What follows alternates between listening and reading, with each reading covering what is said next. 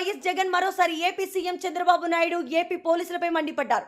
కూటమి అధికారంలోకి రాకముందు సూపర్ 6, సూపర్ 7 అంటూ హామీలు ఇచ్చారని తెలిపారు. తీరా అధికారంలోకి వచ్చిన తర్వాత మాత్రం హామీలు అడిగితే అక్రమ కేసులు బనాయిస్తున్నారని తెలిపారు.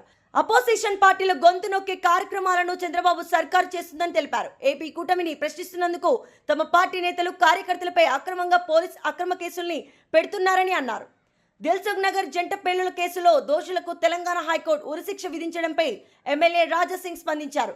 మంగళవారం మీడియాతో మాట్లాడుతూ దిల్సుఖ్ నగర్ బాంబ్ బ్లాస్ట్ కేసులో 12 ఏళ్ల తరువాత తీర్పు రావడం సంతోషకరమని తెలిపారు. ఎన్ఐఏ పోలీసులకు ధన్యవాదాలు తెలిపారు. ఆ బాంబ్ బ్లాస్ట్ కేసులో చనిపోయిన వారంతా పేద ప్రజలని తెలిపారు. పోలీసులు ఎవరైతే చంద్రబాబు నాయుడు గారిని మెప్పు కోసం ఎవరైతే పోలీసులు చంద్రబాబు నాయుడు గారి మెప్పు కోసం ఎవరైతే వాళ్ళ టోపీ మీద ఉన్న సింహాలకు సెల్యూట్ చేయకుండా చంద్రబాబు నాయుడు గారికి వాచ్మెన్ల కింద పనిచేస్తా ఉన్న ఆ ప్రతి పోలీస్ అధికారికి చెప్తా ఉన్నా, ఎల్లకాలం చంద్రబాబు నాయుడు గారి పరిపాలన సాగదు. చంద్రబాబు నాయుడు గారి పరిపాలన త్వరలోనే వస్తుంది. ప్రతి పోలీస్ అధికారికి కూడా చెప్తా ఉన్నా, మీ బట్టలు తీస్తామని చెప్పి ప్రతి పోలీస్ అధికారికి